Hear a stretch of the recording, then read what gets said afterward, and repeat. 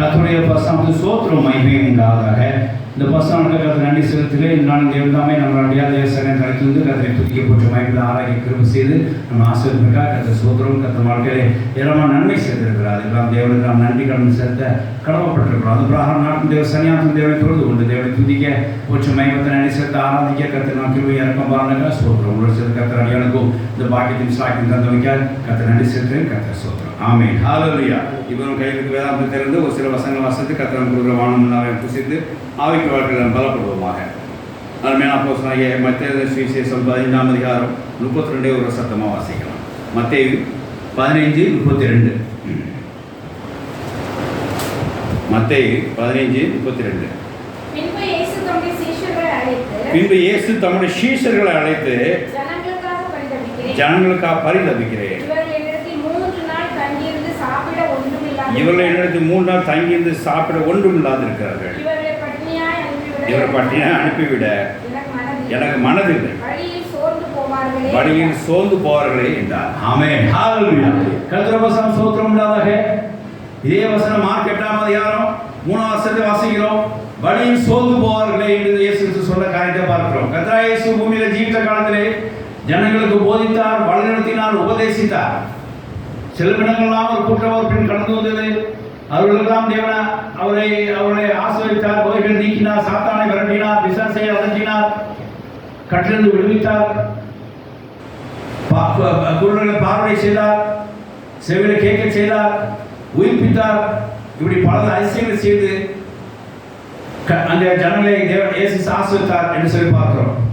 அப்படியே ஆசீர்வதித்தவர்கள் அவர்கள் கன்வென்ஷன் நடத்தி கொண்டிருக்கும் போது 3 நாள் தந்து இயேசுவின் வார்த்தையை கேட்டு மகிழ்ந்தார்கள். இப்போ வீட்டுக்கு கடந்து செல்கிறார்கள். கடந்து செல்லும் போது அவர் சோர்ந்து போகக்கூடாது, உற்சாகம் காணப்படும் என்று சொல்லி இயேசுக்கு விருப்பப்பட்டார். இந்த ஜனங்களுக்காக பரிதவிக்கிறேன் என்று கர்த்தர் சொன்னார். 2ஆம் வார்த்தை இவர் அப்படியே அனுப்பிட எனக்கு மனதில்லை என்று சொன்னார். கர்த்தருக்கு ஸ்தோத்திரம் உண்டாவதாக. மார்க் 8:3 பாருங்க, இதே வசனம் சோர்ந்து போவார்களே என்று சொல்லி கொடுக்கப்பட்டிருக்கு. வாசிக்கலாம். சில தூரத்துல வந்தவர்களாக இருக்க முடியாது, பட்டினியா அனுப்ப முடியாது, அனுப்பிவிட்டார் சோர்ந்து போவார்களே. ஹல்லேலூயா. தேவனுடைய ஸ்தோத்திரம் உண்டாவதாக. இயேசுவோட நல்வார்த்தையை நீங்க தியானிச்சு பாருங்க. சோர்ந்து போவார்களே என்று சொல்லி அவர் மனதில் நினைத்தார். ஹல்லேலூயா.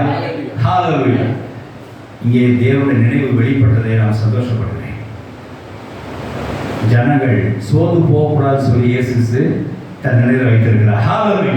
எப்பவுமே உற்சாகமா இருக்க வேண்டும் சொல்லி இயேசு நினைத்திருக்கிறார். ஹல்லேலூயா.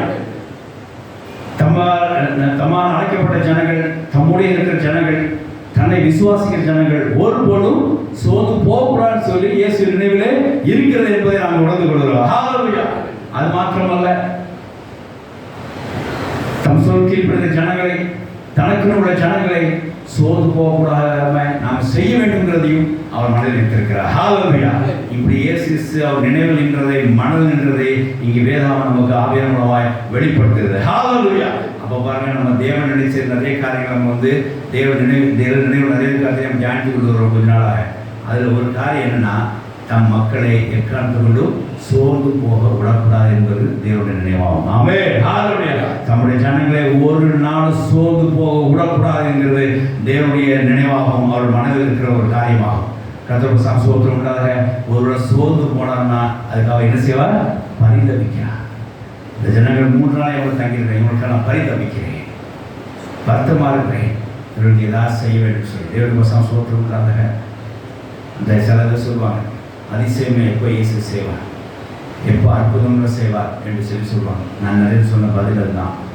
அங்கே ஒரு தேவைன்னா செய்வாங்க, உங்கள் தேவைக்கு செய்ய மாட்டாங்க. இயேசு ஒரு தேவை, அந்த இடத்துல தேவை இருந்தால் அவர் செய்வார். அதுக்காக அவரை ஏற்றுக்கொள்ளணும் அப்படிங்கிறதுக்காக அதிசயம் செஞ்சு அவரை நிரூபிக்கிற அவசியம் கிடையாது. ஆனால் அந்த இடத்துல தேவை அப்படின்னா இப்போ தேவகுமார்னு சொல்லி அந்த இடத்துல அதிசயத்தை நிரூபித்து அங்கே என்ன செய்வார், அந்த தேவையை சந்திப்பார். இங்கே அந்த சாப்பாடு இல்லைன்னு சொன்ன உடனே கர்த்தர் என்ன செய்கிறாங்க, இருக்கிற ஒரு அற்புதத்தை செய்தார். ஹல்லேலூயா. இருக்கிற அந்த 5 அப்பத்தையும் 2 மீனை வாங்கி சோத்தரித்து, வானத்தை பார்த்து அனாந்து சோத்தரித்து ஜெபம் பண்ணி கொடுத்தார். வந்தது 5000 பேர் போஷிக்கப்பட்டது. ஹalleluya. தேவனுக்கு ஸ்தோத்திரம் உண்டாக. பாருங்க, தேவன் இயேசு கிறிஸ்து நீங்க சோர்ந்து போற நேரத்தில் உங்களுக்கு அதிசயத்தை செய்கிறார். ஹalleluya. நீங்க சோர்ந்து போற நேரத்தில் தேவன் உங்களுக்கு அற்புதத்தை செய்கிறார். ஹalleluya. அப்ப இயேசு கிறிஸ்து அற்புதம் செய்யற நேரம் எப்போ? நீங்க சோர்ந்து போய் மடிந்து போக கூடாதுங்கிற நேரம் வரும்போது உடனடியாக அவர் என்ன செய்வார்? ஒரு அற்புதத்தையும் அதிசயம் செய்து அங்கே உங்களை நிலைநாட்ட செய்வார். ஹalleluya. அங்கே அவ்வளவு பேருக்கு சாப்பாடு கொடுக்க முடியாத ஒரு காரியம் இருந்தது. ஆனால் அவங்களுக்கு போதிய வசதி இல்லை. சீடர்கள் ஆண்டவரை 200 பணம் கொடுத்தாலும் பத்துமா அப்படி கேட்டார்கள். பக்கத்தில் அது போய் வாங்கிட்டு வரணும், அது டைம் பத்துமா இதெல்லாம் கேட்டார்கள். சரி, உங்கள்ட்ட என்ன இருக்குது என்று கேட்டார். 5 அப்பம் 2 மீனும், அது ஒரு சின்ன பையனாக வச்சுக்கலாம் அப்படின்றத அவங்க சொன்னாங்க. சரி, எடுத்துக்கொண்டு வாங்க. கையில் கொடுத்தா, ஆசிரியத்து கொடுத்தா, வந்துக்கிட்டே இருந்துச்சு. ஹalleluya. அற்புதமாக வந்துச்சு, அதிசயமாக வந்துச்சு. தன் ஜனங்களை எப்படி நடந்தாங்க? ஒரு நாள் கூட, ஒரு வேளை கூட சோர்ந்து போகக்கூடாதபடிக்கு அங்கே பெரிய அதிசயங்கள் செய்து அற்புதம் செய்து இயேசு சாகரை ஜனங்களை திருப்திப்படுத்தினார். ஆமென். ஹalleluya. அந்த அதே இயேசு நம்ம நமக்கு திருப்திப்படுத்துவாங்க, அதிசயங்கள் அற்புதம் செய்வாராக. நீங்க சோர்ந்து போகக்கூடாது அப்படின்னு கர்த்தர் பாதுகாப்பாங்க. ஹalleluya. அவர் நம்ம சோர்ந்து போகக்கூடாதுங்கிற நினைவில் இருக்கிறத நாம் அறிந்து கொள்ள வேண்டும். நாங்கள் நம்ம கற்றுக்கொள்ளக்கூடிய சத்தியம் இதுதான். இயேசு ஒரு நாள் நம்ம சோர்ந்து போக அனுமதிக்கிறது இல்லை. இயேசு நம்ம ஒரு நாள் சோர்ந்து போவதற்கு அனுமதிக்கிறதே இல்லை. We should not get tired. அதுக்கு தேவன் அனுமதிக்க மாட்டார். நம்ம டயர்டாக இருக்க தேவன் அனுமதிக்க மாட்டார். We should not get tired அப்படின்னு தான் இயேசு விரும்புகிறார். அவருடைய நினைவில் அதான் இருக்குது, அவருடைய மனதிலும் அதான் இருக்கு. என்ன நினைக்கிறோமோ அதான் மனதில் இருக்கும். மனதில் நினைக்கிறது தான் வார்த்தையிலையும் வரும். தேவனுடைய சந்தோஷம். அப்போ இயேசு கிறிஸ்து என்ன நினைச்சிருக்கிறார்? இவங்களை அப்படி அனுப்பிவிட எனக்கு மனதில் இல்லைங்கிறார். அவர் சோர்ந்து போவார்களே அப்படின்றார். அந்த சோறு நீக்கத்தக்க ஏதாவது செய்யுங்க அப்படின்றார். சீடர்கள் ஐயும் கை வச்சாங்க. என்ன அப்போ தான் தெரியுது அவங்க யார், அவங்க கண்டிப்பாக கன்ஃபார்ம்டு சீடர்கள் அப்படின்னு தெரிஞ்சு போச்சு. ஆனால் இயேசு விடலை. அவ்வளோ வேறு சும்மா அனுப்ப முடியாது. எதாவது இருந்துச்சுனோம் அதை ஷுட் பி ஃபீலிங். ஏதாவது அவங்களுக்கு ஃபீல் பண்ணி கொடுக்கணும். ஒரு அதிசயத்தை செய்கிறார், இருக்கிறத வச்சு ஒரு அதிசயத்தை செய்கிறார், ஒரு அற்புதத்தை செய்கிறார், ஏதாவது திருப்திப்படுத்தினார். அங்கே ஜனங்கள் சோர்ந்து விடாமல் பார்த்து, சோர்வுக்குள்ளே போகாமடி பார்த்து கொள்ள. ஹalleluya. யாரும் அங்கே டயர்டாகாமல் தேவன் பார்த்துக்கொள்ள. தேவன் சந்தோஷப்படாத இன்னாட்டும் பசுத்தாவை நம்ம சொல்கிற காரியம் தான். நாம் எந்த காலத்துக்குள்ளும் சோர்ந்து போகக்கூடாது. அது தேவனுக்கு மனதில்லை. நாம் சோர்ந்திருப்பது தேவனுக்கு மனதில் கிடையாது. நாம் சோர்ந்திருப்பது தேவனுக்கு திட்டம் கிடையாது. நாம் சோர்ந்திருப்பது தேவனுக்கு நினைவில் இல்லை. நாம் சோராது இருப்பது, அதாவது நம்ம உற்சாகமாக இருக்கிறதா தேவனுடைய திட்டமா? நாம் சோர்ந்து போகக்கூடாதுங்கிறதா தேவனுடைய திட்டமா? நாம் சோர்ந்து போகக்கூடாதுங்கிறதா இயேசு நினைவில் உள்ளது, அது மனதில் உள்ளதா? ஆகையினாலே கர்த்தர் நமக்கு சோர்ந்து போகாதபடிக்கு நம்ம செய்வாராக. எக்காலத்துக்கு சோர்ந்து போகக்கூடாது என்று தேவன் நமக்கு நாங்களே வெளிப்படுத்துகிறார். கர்த்தர் சோர்ந்துடாதே. இப்போ நம்ம வேதம் நமக்கு என்ன பண்ணுறது தெரியுமா? எந்தெந்த காரியத்திலலாம் சோர்ந்து போகக்கூடாது. இயேசு சரீர பசினாலே சோர்ந்து போகக்கூடாது அப்படிங்கிறதுக்காக அவர் என்ன செய்கிறார்? அற்புதம் அதிசயங்கள் செய்கிறார். அதே காரியத்திலே இப்போ வேதாகம் என்ன சொல்றது அப்படின்னா, சோர்ந்து போகக்கூடாதுங்கிறது தேவனுடைய நினைவாக இருக்கக்கூடிய நாம் எந்தெந்த காரியத்தில் சோர்ந்து போகக்கூடாதுங்கிறது வேதாகம் நமக்கு வெளிப்படுத்துது. ஒரு 7 விதமான காரியங்களை நம்ம பார்க்குறோம். இந்த விதத்தில் நீங்கள் சோர்ந்தே போகக்கூடாதுங்கிறது தான். இந்த விதத்தில் சோர்ந்து போச்சு அப்படின்னா அது உங்களுக்கு சோரம் போக்குற ஒரு நிலைமை கொண்டு விட்டுரும். சோர்ந்து போகக்கூடாதுங்கிறது இயேசு நினைவாக இருக்கக்கூடிய சோர்ந்து போகாதபடிக்கு நம்ம செய்ய வேண்டும் என்கிற சில திட்டங்களை கர்த்தர் இங்கே வேதாகம் கொடுத்திருக்கிறார். அதாவது பாருங்களேன், இந்த சோர்ந்து போகிறதுல என்ன விசேஷம் உண்டாகும்னா அதுலேயே ஒரு 7 விதமான டிப்ரெஷன் உண்டு. ஃபஸ்ட்டு பாருங்களேன், நீ சோர்ந்து போகணுன்னு வச்சுன்னா நான் இனிஷியல் தான் நோட் பண்ணுங்க அப்படின்னா ஆக்டிவ்லெஸ் ஆகிடும். நீ சோர்ந்து போனீங்கன்னா என்ன ஆகிறது? ஆக்டிவ்லெஸ். உங்களை அடுத்த வேலை என்ன செய்ய முடியாமல் பண்ணிடும். ஐடியல் ஆகிடும், சும்மா உட்கார வச்சிடும். 2வது ஐடியல் ஆகிக்கிற சும்மா உட்கார வச்சிடும். அப்புறம் ரெடி டு ட்ராப் டவுன். எந்த வார்த்தையை செய்ய நினைச்சாலும் அதை விட்டு விட உங்களுக்கு எழுதிடும், மனசு வந்துடும். ரெடி டு ட்ராப் டவுன் வந்துடும். அப்புறம் எக்ஸாஸ் பண்ண நினைக்கும். எக்ஸாஸ் அப்படின்னா அவ்வளோதான், முடிஞ்சு போச்சு, ஜோலி முடிஞ்சு போச்சு அப்படின்னு சோர்ந்து போனால் நினைக்கும். அப்புறம் ஜாகிரிங் உண்டாகும், ஒரு பயம், ஒரு நடுக்கம், ஒரு திகைப்பு உண்டாகும்.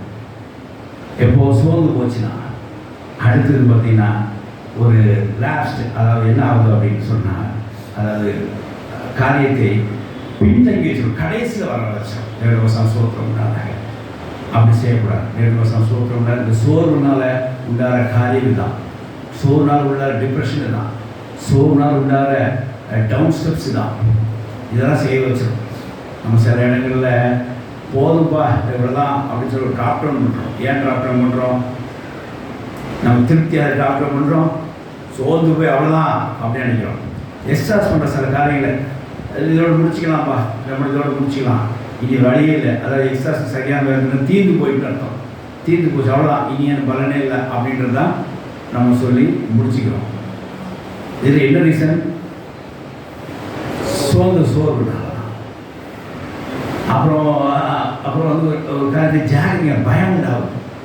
ஆச்சு இப்படி ஆயிருமா அப்படி போயிருமா அப்படின்னு. ஏன்னா உள்ள பலன் இல்லை. ஏன்னா அது சோர்வு உள்ள இருக்குது.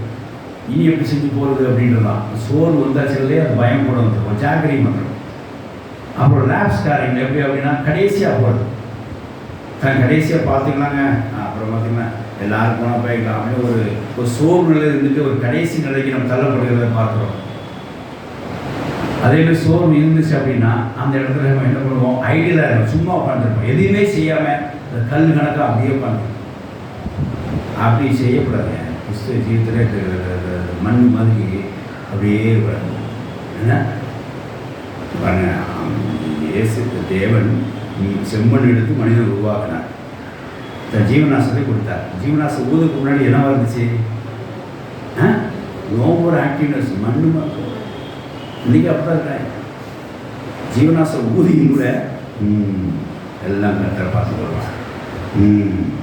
நீ என்ன தான் செய்வ? கொடுத்தா அனுபவிப்ப. ஆமாம், எல்லாம் பாருங்கள். சோர்வு அப்படி ஒரு ஆழம் உண்டாக்கிறது, ஐடியல் ஆக்கிறது. தயவுசெய்து கிறிஸ்துவ ஐடியலாக மட்டும் இல்லை. கிறிஸ்துவ வரும்போது சொன்னேன், என்ன செஞ்சாலும் சார், சத்திய சோதனை வந்தாலும் சரி, இடுக்கல் வந்தாலும் சரி, இடையூறு வந்தாலும் சரி, கத்தோட ஆலோசனை போயிட்டே இருக்கு. படி ஏறிட்டே இருக்கு, நிற்காத. அதான் நம்ம வேணும், ஆக்டிவ்னஸ் தான் வேணும். சோர்வால அது இந்த கால வருடத்தை காத்திருக்கிறேன். ஐயோ இந்த மாதிரி சோம்பேறியும் பார்க்கக்கூடாது. கால வருடம் காத்திருக்கிறேன், நல்லா பார்க்கக்கூடாது. சோம்பேறி ஊழியக்காரனே கூட அதை சொல்லியிருக்கிறார். ஆமாம், அதனால் நிறைய திட்டிருக்கிறாரு, இவங்க மண்டையில் ஏறலை. அதனால் வந்து நம்ம சும்மா இந்த எல்லாரும் இந்த காலம் ஜோசி அதை பார்த்து சில ஐடியா மட்டும் இருக்கக்கூடாது. ஏதோ ஒன்று ஆக்டிவ்னஸ் பண்ணிக்கிட்டே இருக்கணும், ஏதாவது ஒன்று செஞ்சுக்கிட்டே இருக்கணும். அது சோர்வாச்சுன்னா அப்படி உண்டாய். அப்போ ஏசிஸ்லாம் பார்க்காது. இந்த ஜனங்களுக்கு இந்த சோர்வு அட்டாக் ஆச்சு அப்படின்னா என்ன உண்டு? அவனை இதெல்லாம் செய்ய ஆரம்பிச்சிருவாங்க. என்ன செய்ய ஆரம்பிச்சிருவாங்க? அவ்வளோதான், இவங்க கன்வென்ஷன் பேச்சே வாழ்க்கையில் கொடுக்குறாங்க, முடிவு எக்ஸசைஸ் பண்ணிடுவாங்க. அவ்வளோதான், 3 நாள் ஆச்சு, டயர்டாக இருக்கிறோம். நம்ம சில பேர் இருந்தாங்க அப்படி தான். ஒரு நாள் கிருஷ்ணகிரிக்கு போன பஸ்ஸில், ஒவ்வொரு பஸ்ஸும் இங்கே இருந்து நாமக்கல் சேலம் சேலத்துக்கு தருமபுரி போகலாம். போயிட்டு வந்து வீட்டில் இனிமேல் பஸ்ஸிலே போகக்கூடாது. ஏன்? அங்கே போயிட்டு இந்த சந்தோஷத்தை சொல்லவா, ஏறி இறங்கி சோர்வாகி இனி பஸ்ஸிலே போகக்கூடாது எப்படி முடிவு பண்ணிடுச்சு. ஆமாம், அன்னைக்கு ஒரு சூழ்நிலை போனோம், அதான் சரி. அந்த சோர்வுலேயே நம்ம கரெக்டாக சோர்வாக தான் சொல்கிறாரு அப்படின்றது தான். நம்ம சில நேரத்தில் அப்படி தான் வரும். சோர்வுனால ஒரு முடிவு பண்ணி வைங்க அவ்வளோதான் அப்படின்றது. ஏதாவது ஒரு 3-4 நேரம் சாப்பாடு தப்பாக வரணுச்சுன்னா இனிமேல் அந்த சாப்பாடை பண்ண மாட்டேன், அது ஒரு முடிவு கொடுத்துரு. அப்படிலாம் வரக்கூடாது. ஏன் சோர்வடைகிற? இன்னும் ஒன்று செய் பாருங்கள். நீங்கள் நான் சொன்னதுக்கெல்லாம் தெய்வவாசனை இருக்குது. நீங்கள் முடிவு பண்ணாதீங்க, எக்ஸாஸ் ஆகாதீங்க. ஏன் தெரியுமா? கர்த்தர் திறந்து வாசல் வைக்கிற தேவன். அப்புறம் நீ எப்படி கதை பூட்ட முடியாது. சரி, அப்போ அது பண்ணக்கூடாது. அப்புறம் வந்து ஐடியாவில் இருக்காத. கர்த்தர் உடனே நடத்தி கொண்டு போகிற தேவன். அவர் நடத்தி கொண்டு போகிறன்னு இருக்கும்போது கைப்பிடிச்சி கரம் முடிச்சு நடத்தி கொண்டு போகிற நீ வந்து இது சேர் போட்டு உட்காந்துருக்க எப்படி வரமாட்டேன் அப்படின்றது அப்படின்னா செய்யக்கூடாது. ஸோ அப்போ பாருங்க, இப்போ நீ ஐடியாவில் இருக்க, ஆக்டிவ்லெஸ்ஸாக இருக்கிறோம்.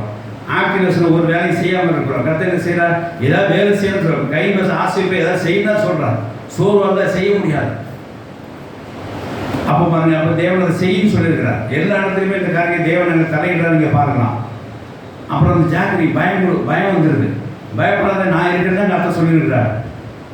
மரண போய் நீக்க முடியாத தேச உலகத்தில் வந்திருக்கிறார். அப்படி எதுக்கு சோர்வான பயம் வந்துடுது. அவர் பின்தடங்கி போயிடுது. ஒன்று நான் உனக்கு பாலாக்கம் தலையாக்கணும்னு தேவன் சொல்லியிருக்கிறார். அப்படியே நீ பாலா பின்தங்கி நிற்கிற எல்லாம். இப்போ நான் சொன்ன 7 காரியங்களுக்கும் அது ஓவர் கம் பண்ணிருக்கு. தேவனுடைய வார்த்தை இருக்குது, தேவனுடைய ஆக்டிவிட்டிஸ் இருக்குது, தேவனுடைய விஷயம் இருக்குது. அப்புறம் ஏன் சோர்வா இருக்கிற? இந்த சோர்வா இருந்தால் இந்த மாதிரி தன்மைகள் நமக்கு வந்துடும். தயவுசெய்து இந்த சோர்வு அகற்ற பாருங்க. அந்த சோர்வு ஒரு 7 காரியங்கள் பின்னால் இப்போ தியானிக்க போகிறோம். நீங்கள் சோர்வு இருந்துச்சுன்னா அந்த 7 காரியங்கள் அந்த அந்த அந்த 7 காரியங்களையும் இந்த சோர்வானது எப்படி தாக்கும், என்ன உண்டாகுங்கிறது நம்ம பார்க்கலாம். தேவனுடைய வசனம் சோர்வு உண்டாக. அதனால் சோர்வு நமக்கு வரக்கூடாதுன்னு சொல்லி இயேசு நினைத்திருக்கிறார். சோர்வு போகக்கூடாதுங்கிறது இயேசு திட்டமிட்டிருக்கிறார். சோர்வுக்குள்ள நம்ம உள்ள நுழையக்கூடாதுங்கிறது இயேசு திட்டமிட்டிருக்கிறார். அப்படி சோர்வில் நுழைஞ்சா அவனுக்கு பின்தங்கிய நிலை வந்துடும், கடைசி ஒரு நிலைமை வந்துடும். அவன் ஐடியலாக இருப்பான், வேலை செய்ய மாட்டான், சுறுசுறுப்பாக இருக்க மாட்டான், அவன் அந்த காரியத்தை முடித்து கொள்வான். அப்புறம் வந்து அந்த காரியத்தை விட்டு விடுவான், பயந்து நடுங்குவான். இதெல்லாம் அவனை தாக்கிவிடும். சோர்வு போகக்கூடாதுன்னு சொல்லி இயேசு சில திட்டமிட்டிருக்கிறார், நினைவு இருக்கிறார். அதனால் நம்ம அதை மனைவி வைத்துக்கொண்டு நம்ம எந்தெந்த காலத்திலாம் சோர்வு போகக்கூடாதுங்கிறது வேதாந்தமாக கற்றுக்கொண்டு நம்ம தொடர்ந்து தேவனுக்குள்ள பலப்படுவோமாக. ஆமென். ஹல்லேலூயா. முதலாவது வாசிக்க எல்லாம் தெரிஞ்சு வாசினா எந்தெந்த காரியத்தில் சோர்ந்து போகக்கூடாதுன்னு பார்க்கலாம். What's the thing we should not get tired அப்படிங்க பார்க்க போகிறோம். ஃபர்ஸ்ட் பாயிண்ட், ஜெபம் பண்ணுறதுக்கு நீ என்ன செய்யக்கூடாது? சோர்ந்து போகக்கூடாது. லூக்கா 18:1 வேகமாக வாசிக்கலாம். 7 பாயிண்ட் தான், 7 வசனம் தான் வாசிக்கலாம். லூக்கா 18:1 ஜெபம் பண்ணுறதுக்கு சோர்ந்து போகக்கூடாது. நான் காரியத்தை தியானிக்கும் போது எனக்கு ஒரு காரியம் வெளிப்பட்டுச்சு. எப்படி தெரியுமா? இந்த வாங்க, நீ உழைக்கிறதுக்கு சோர்ந்து போகாத அப்படி தேவன் சொல்லியிருக்காரா? உழைச்சிட்டேரி, அசதான் உழைச்சிட்டேரி, வேறு சிந்தி உழைச்சிட்டேரி, டயர்டானா உழைச்சிட்டேரி, டயர்டு கீழே விடக்கூடாது, எஞ்ச ஒன்று அப்படின்னு எங்கே சொல்லியிருக்காரா? சொல்லலை. ஏன் தெரியுமா? உழைப்புக்கு 6 நாள் தான் டைம் கொடுத்துருக்காரு. ஒரு நாள் நினைச்சணும் ரிலாக்ஸ் ஆகி தான் ஆகணும் அப்படின்றார். அதுக்கு இழைப்பாடு, உழைப்புக்கு இழைப்பாடுறதுக்கு ஒரு நேரம் கொடுத்துருக்கிறார். ஆனால் ஜெபம் பண்ணுறதுக்கு இழைப்பே கிடையாது. ஹல்லேலூயா. உங்கள் ஜெபம் எப்போ நிப்பாட்டப்படுவா?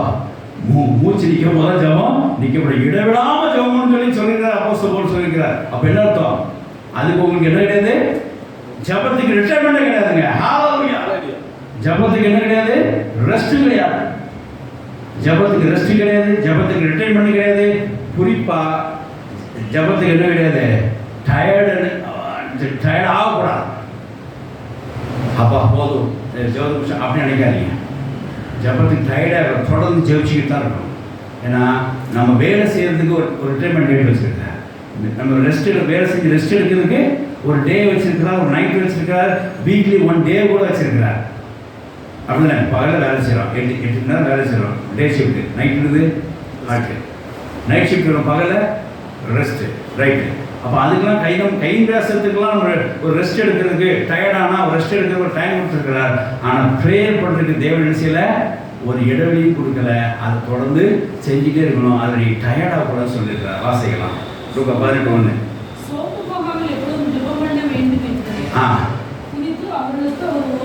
சோர்ந்து போகாமல் எப்பொழுதும் ஜெபம் பண்ண வேண்டும் என்கிறான். ஆல்வேஸ். அது சண்டே, மண்டே, டியூஸ்டேங்கிற பேட்டர்னே கிடையாது. இப்போ வேலை செய்யறதுக்கு எத்தனை நாள் இருக்குங்க? 6 நாள் இருக்கு. ஒரு நாள் செய்யலாம், நீங்கள் லீவ் எடுத்துக்கலாம். அப்போ ஒர்க் பண்ணுறது சண்டே அவசியம் இல்லை அப்படின்னு ஒரு பாயிண்ட் இருக்கு. 6 நாள் வேலை செய்வாயாக, 7ஆம் நாள் ஓய்ந்திருப்பாய, அந்த நாளை நீ ஆசாரிப்பாய் தேவனை. அப்படியே யாத்திரை 20 பார்க்குறோம். ஆனால் ஜெபம் பண்ணுறதுக்கு எப்பொழுதும் சோர்ந்து போகாமல் ஜெபம் பண்ணுறதுக்கு திரும்ப செய்ய சோர்ந்து போகாமல் எப்பொழுதும் ஜெபம் பண்ண வேண்டுங்கிறதுக்காகவுமே சொன்னார். இந்த எப்பொழுதுங்கிற வார்த்தைங்க மீனிங் என்ன பாருங்க. அதாவது 7ஆம் வசனம் வாசிங்க. 7.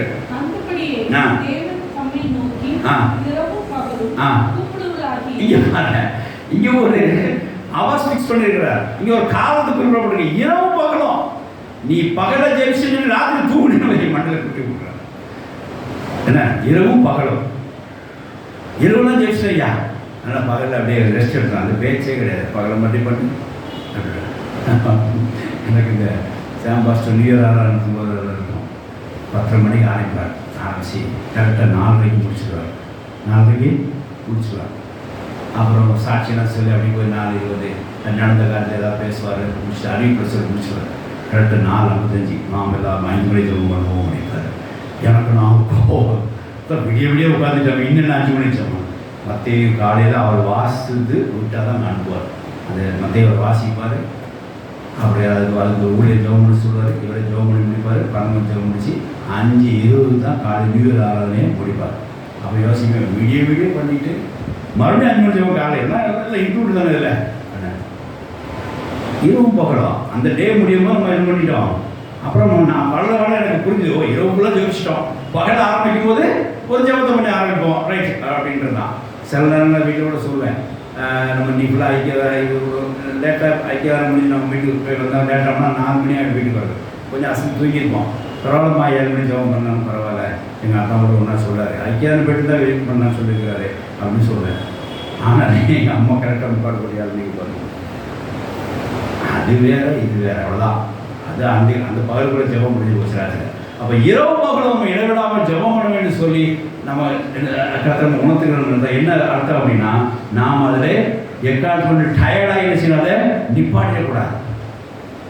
ஜபத்தை நிப்பாட்டிடாதீங்க, சோர்ந்து போகிறதுனால நிப்பாட்டுறாங்க. நீங்கள் ஜபத்தை நிப்பாட்ட என்ன ஆகும்னா, இந்த டிப்ரெஷன்ஸ் மேலே சொன்ன பார்த்தீங்களா, அதெல்லாம் என்ட்ராக ரொம்ப டயர்டாகி ஜெபம் பண்ண முடியல, சோர்ந்து போகிறதுக்கு நீங்கள் டயர்ட் ஆகிட்டீங்க அப்படின்னா, சோர்வுனால நீங்கள் ஜெபம் பண்ணதை நிறுத்திட்டீங்க அப்படின்னா, அது உங்களுக்கு என்ன செய்யும், ஒரு பயத்தை கொண்டு வரும். ஒரு காரியத்தை தேவையில்லாமல் முடிக்க கொண்டு வந்துடும். அவ்வளோதான் இனிமேல் அப்படின்னு ஒரு காரியத்தை கொண்டு விட்டுரும். அப்புறம் பின்தங்கி நிலைமையில் ஒரு சூழ்நிலை வந்துடும். அப்புறம் ஒரு சோம்பேறித்தனமாக உள்ள ஒரு காரியத்தை உண்டா ஜெபம் பண்ணி எஞ்சி போயிட்டே இருக்கணும். கர்த்தர் சார் சோத்திரம் உண்டாக ஆகையினால ஜெபம் பண்ணுறதுக்கு என்ன செஞ்சாங்க, சோர்ந்து போகாதீங்க. You should not get tired to make the prayer. You should not என்ன you should not stop the prayer. அதான் முக்கியமே.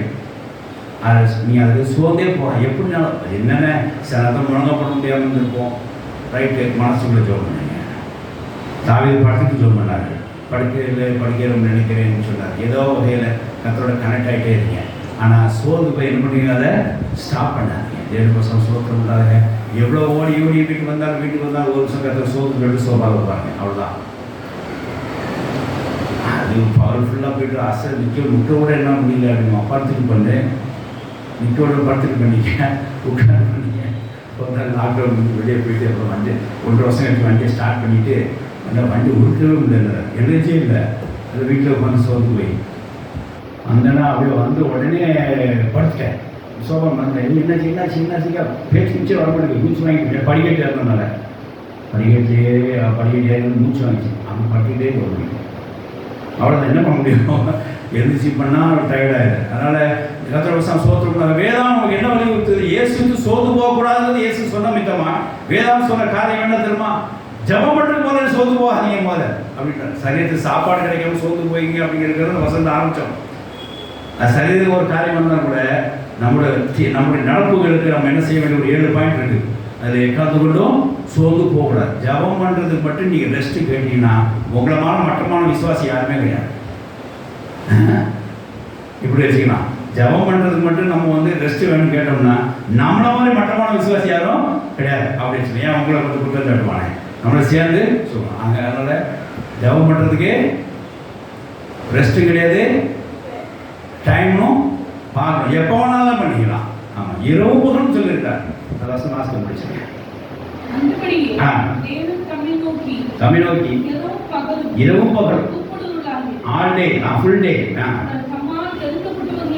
நம்ம தெரிந்து கொண்ட விஷயத்தில் நீதி பொருளாக இருந்து நியாயம் செய்யாமல் இருப்பார். ஹல்லேலூயா. அந்த மாதிரி ரெஸ்ட்டே எடுக்காமல் ஜெபம் பண்ணுற ஆட்களுக்கு, ரெஸ்ட்டு கொடுக்காம ஜெபம் பண்ணுற ஆட்களுக்கு, ரெஸ்ட்டை பற்றி கவலைப்படாமல் ஜெபம் பண்ணுற ஆட்களுக்கு கர்த்தர் நியாயம் செய்யாமல் இருப்பாரோ. ஹல்லேலூயா. நிச்சயமாக செய்வார் என்று சொன்னது யாரு? இயேசு கிறிஸ்து. ஹல்லேலூயா. சோர்ந்து போகக்கூடாதுன்னு சொன்னார், சோர்ந்து கூடாமல் ஜெபிங்கன்னு சொன்னார். அதை தேவன் கேட்பார் என்று சொன்னார். கர்த்தருக்கு சோத்திரம் உண்டாக. ஆகினால் சோர்ந்து போக எப்போது நம்ம ஜபம் மட்டும் சோர்ந்து போகிறோமா ஆயத்தமாக வேண்டாம். சோர்ந்து போகாமல் இருக்க பார்ப்போம். சோர்வுனால ஜபத்தை நிப்பாட்டக்கூடாது. அதனால் எப்போவுமே ஜெபிக்க நாம் என்ன செய்யக்கூடாது, சோர்ந்து போகக்கூடாது. ஆமென். ஹல்லேலூயா. 2வது காரியம் கர்த்தருக்கு சோத்திரம் உண்டாக. உபத்திரவங்களை சோர்ந்து போயிடாதீங்க. உபத்திரம் வந்து அவ்வளோதான். ஃபஸ்ட்டு நம்ம செய்கிற என்ன தெரியுமா, உடனே 100 ரூபா காணிக்கையாக போடுறோம். உபத்திரம் வந்துட்டு வெல்கம் அப்படி 100 ரூபா காணிக்கையாக போடுறோம். இல்லை உடனே அப்படி ஜெபம் பண்ணுறோம், அதுவும் கிடையாது. உபத்திரம் வந்து முதல்ல நம்ம செய்கிறது என்ன தெரியுமா, ஜபத்தை நிப்பாட்டுறது.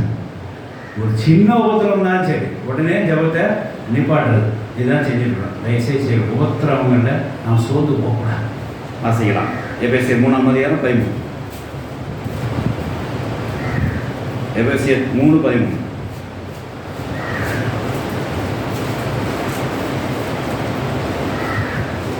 இன்னொருத்தர் எபிரேயர் 12:2 எடுத்து. ஆகையால் உங்கள் நிமித்தம் நான் அனுபவிக்கிற உபத்திரவங்களினால் நீங்கள் சோர்ந்து போகாதிருக்க வேண்டிக் கொள்கிறேன். எனக்கு வர உபத்திரத்தினால் நீங்க சோர்ந்து போகாம இருக்க வேண்டிக் கொள்கிறேன். உபத்திரத்துக்கு பயப்படாங்க. ஐயோ அப்படி மாட்டிக்கிட்டாரு இப்படி மாட்டிக்கிட்டாரு. நமக்கு வந்து என்ன ஆகும் நினைக்கிறேன். உபத்திரங்களை சோர்ந்து போகக்கூடாது. அப்போ சொல்றாரு, எனக்கு வந்து உபத்திரம் சரி, உங்களுக்கு வந்து உபத்திரம் சரி. உபத்திரங்களை தேவனை நிலைத்திருக்க பார்க்க வேண்டும். உபத்திரம்லாம் ஏசுக்கு ஒரு அல்வா சாப்பிட்ற மாதிரி. ஏசுக்கு உபத்திரங்கள்லாம் அவள் அவ்வளோ உபத்திரத்தை தாங்கி கொண்டார். அவ்வளோ சோதனை அவர் சகித்து கொண்டார். அவருக்கு அது தள்ளிப்பட்ட பாடு. அப்படின்றப்ப ஒரு சீடர் நம்ம எப்படி இருக்க வேண்டும்? உபத்திரம்னா எஸ்கேப். உபத்திரம்னா எஸ்கேப். அப்படிதான். முதல் சீடர் யாரு? உபத்திரம் ஃபர்ஸ்ட் சீடர் யார் எஸ்கேப் பண்ணது? யாரு முறைக்கிறான்? உபத்திரம் தானே எஸ்கேப் பண்ண முதல்ல யாரு? அப்படி ஆகும். இயேசு பல உபத்திரங்களுக்கு அழைக்கப்பட்டார். பல உபத்திர வழியாக செய்தார். கடும் உபத்திர வழியாக நாம் பரலோகம் செல்ல வேண்டிய சொல்லி அப்போஸ்தலர்கள் அந்த நாட்களிலே ஆதிசபையை திடப்படுத்தினார். உபத்திர வழிகளாக நாம் தேவனுக்கு பரலோகத்துக்கு போடி இருக்கேன்னு சொல்லி அவர் என்ன ராஜ்யத்தை தேவனுக்கு அடைய வேண்டும் சொல்லி அவர் திடப்படுத்தினார். அப்போஸ்தலர்கள்லாம் பார்க்கலாம். கர்த்தருக்கு ஸ்தோத்திரம் இல்லாத. ஏன் தெரியுமா? இந்த உபத்திரங்கள்லாம் இயேசு அல்வா சாப்பிட்ற மாதிரி. அதனால் நீங்களும் செய்யுங்க. அந்த உபத்திரம் கண்டு பயப்படக்கூடாது, சோர்ந்து போகக்கூடாது அப்படின்னு சொல்லி அப்போஸ்தலர் தனக்குரிய அந்த ஜனங்களுக்கு என்ன செய்கிறார்? எபேசு ஜனங்களை திடப்படுத்துகிறார். உபத்திரம் கண்டு பயப்படாதீங்க, உபத்திரம் சோர்ந்து போயிடாதீங்க, திடமா இருங்க. ஏன்னா எபேசியர் 12:2 அவர் இந்த உபத்திர வழியாக பரவ சென்றார். உபத்திர வழியாக பரநேறினார். உபத்திரங்கள் அழைத்து செல்லப்பட்டார் இயேசுக்கு. ஏன்னா பிற்பாடு அங்கே ஒரு சந்தோஷம் வருங்க நிமித்தமாய் அந்த உபத்திரத்தை அவர் சந்தோஷமாக ஏற்றுக்கொண்டார். ஹல்லேலூயா. ஒரு கஷ்டம் வந்தானே உடனே பயப்படுறோம். ஒரு கஷ்டம் வந்தானே உடனே ஒரு சோர்ந்து போயிடும். ஒரு கஷ்டம் வந்து ஒரு காரியத்தை நிப்பாட்டுறோம். கஷ்டம் வந்து ஒரு காரியத்தை ட்ராப் பண்ணுறோம். ஏன்? சோர்வுனா. ஆனால் அந்த கஷ்டத்துக்கு அப்புறம் பின்னாடி ஒரு பெரிய கிஃப்ட் இருக்கு, ஒரு நன்மை இருக்குன்னா ஓடு. ஹல்லேலூயா. அதை இயேசு செய்தார். இவ்வளோ ஒருத்தர் நான் பாடுபட்டால எனக்கு அங்கே பெரிய எனக்கு ஒரு ஆசை வந்து இவ்வளோ ஜனம் ரசிக்கிறதுக்கு நான் பாடுபட வேண்டியதாக இருக்கு. நான் இனி நான் பாடுபடுறேன்னு சொல்லி உபத்திரங்களை தன்னை அழைத்து கொண்டு போனார். வாசிக்கலாம். எபேசியர் 12:2. நீங்கள் இளைப்புள்ளவர்களாய் உங்கள் ஆத்துமாக்களில் சோர்ந்து போகாதபடிக்கு. நீங்க வந்து ரெஸ்ட், அதாவது நீங்க இளைப்புள்ளவர்களாய் நீங்க ரெஸ்ட் எடுக்கிறவர்களாய் இருந்து அது சோர்ந்து போடாமல் இருக்கும்படியாக உங்கள் ஆத்துமாக்களில் சோர்ந்து போகாதபடிக்கு நமக்கு விரோதமாய் பாவிகளாக செய்யப்பட்ட நாம சோர்ந்து போகக்கூடாதுக்காக, நாம ரெஸ்ட் எடுக்கணுக்காக, நாம் நல்லா இருக்கணுக்காக தமக்கு முன்னால தமக்கு விரோதமாக பாவிகளாக செய்யப்பட்ட விபரீதத்தை அவரே நீங்க செய்யுங்க, நினைத்துக் கொள்ளுங்க. ஹல்லேலூயா. ஒண்ணுமே செய்யாத தப்புக்கு அவர் என்ன செய்தார்? தண்டனை வாங்கினார். என்ன ரீசன் தெரியுமா? இந்த காரியம் ஒண்ணுமே செய்யாம தப்பு பண்ணாம நான் ஒரு தண்டனை வாங்கினோம்னா இதுக்கு பிரயோஜனம், இது பெனிஃபிஷியரி யாரு? நம்ம என்ன பெனிஃபிஷியரி? ரெஸ்ட் கிடைக்கலாம். நாம் என்ன செய்யறோம்? சோர்ந்து போகக்கூடாது அப்படி செய்தாராம். தேவனுடைய வசனம் ஸ்தோத்திரம்னால அது அடுத்த வசனம் வாசிங்க. பாவத்துக்கு விரோதமாய் போராடுகிறது. 2 வாசித்தீங்களா? அவர் தமக்கு முன் வைத்திருந்த சந்தோஷத்தின் பொருட்டு. அதுதான் அதை வாசிக்கல நீங்க. தமக்கு முன் வைக்க சந்தோஷப்படும். நமக்கு ஒரு சந்தோஷம் வரப்போகுது, ஒரு ஹாப்பினஸ் வரப்போகுது அப்படின்னா சந்தோஷத்தின் பொருட்டு அவமானத்தை எண்ணாமல் சிலுவை சகித்தார். தேவனுடைய சிங்காசனத்தின் வலது பாரிசத்தில் வீற்றிருக்கிறார். ஹல்லேலூயா. இவ்வளவு பாடுகளை செஞ்சா இந்த உபத்திரவனையை கடந்து போனா மக்களுக்கு என்ன உண்டாகும்? ஒரு இழப்பு உண்டாகும், ஒரு சோர்வு வராது. நாம் தேவன் வலதுபாசத்திலே வீட்டிற்குள் சொல்லி அந்த சிலுவையை சகித்தார். பாவம் இல்லாமல் தண்டனை அவர் பெற்றுக்கொண்டார். நமக்கு விரோதமாய் அந்த வாசம் வாசிங்க. நமக்கு விரோதமாய் செய்யப்பட்ட